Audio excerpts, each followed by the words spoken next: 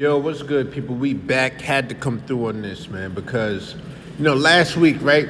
About last week, I saw Rondo getting his flowers. He was on that Stack and Matthew Barnes show, giving his real breakdown of his mind when he's playing the game. And it was great to hear because it was like a throwback to the '90s when I would like be watching basketball and they do a little commercial break and be talking to the player, and it sounded like complete jargon until you learn the game. Sounds like jargon until you learn the game, and that's what Rondo was speaking through. And then I saw a clip, right, where Derrick Rose said his hardest matchup was Rondo, and I remember those Derrick Rose and Rondo matchups. Usually it happened in the first or second round. I think in '09, well, '08, '09, it was I think it was the second round they met up. Yeah. And so in 2009, 2010, I think that was the first round. But, 2009 is what I'm saying. 2009 is the absolute peak of the NBA. That was the peak of the NBA. The top of the pyramid, Jordan had the first corner. Top of the pyramid was Kobe. That's why he got so much love, because he won the rings at the top of the pyramid. Does he deserve it? That's another question. You know what I'm saying? But he won the rings at the top of the pyramid. Then the fact that he won the ring without Shaq in '09, the top of the at the peak of the NBA. That's what puts Kobe up the list on a lot of people's list. LeBron got the last corner for the pyramid, but 2009, the point guard matchups you had Jason Kidd was still in the league, even though he was coming down to the end, he was still in the league. He played a good factor, up until his last year, which was 2011, over the Heat.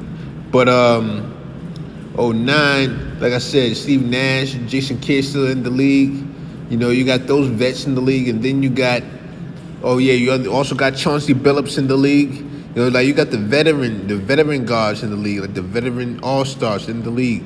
And then they got the next crop, the Derrick Roses, the Rondos, the Russell Westbrooks. You also had Tony Parker in the league at the same time. So the veteran guards were up. But these new batch that was coming in, like I said, the Rondos and Derrick Rose had just won MVP 2 years before that. Russell Westbrook just came into the league in 2008. So this new batch of young guards was changing the outlook on the league. At the same time, 2009, you still had great big man play. Still had elite big man play in going on, and so the game had changed, but it didn't get to the extreme that it is now. Because now it's at that NBA, y'all gotta do something. I'm gonna get to that on the next video. What they got to do to make to last, because 2009 was that year where it's like the best that it could be. That was LeBron's last year in Cleveland before he went to Miami. And that version of LeBron, that's why I got him as my GOAT, because I remember those first 8 years. A lot of people think that his career started when he went back to Cleveland the second time to play with Kyrie. That wasn't the beginning. That was his second time in Cleveland. You know what I'm saying? But if you remember those first 8 years, like I said, his first 8 years coincided, LeBron and Kobe were in the league for a very long time. From '04, LeBron came in '03. Look how long before Kobe retired.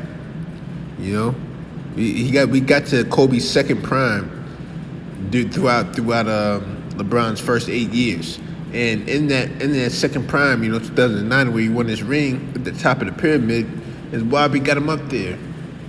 Just look at the style of the game. There was actual point guard play.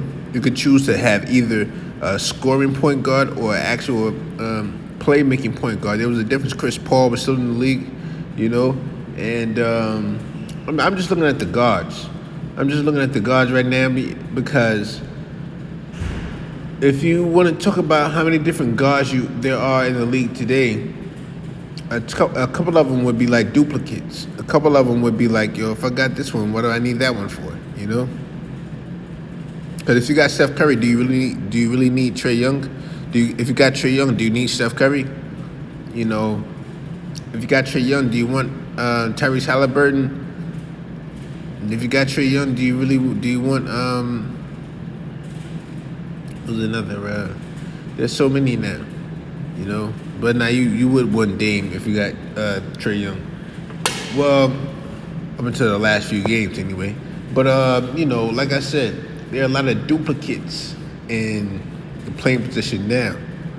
What defensive guard nowadays, you know, the Dejounte Murray would have had that title if they didn't do away with defense like they have completely done.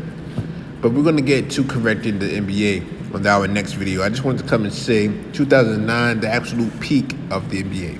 2009.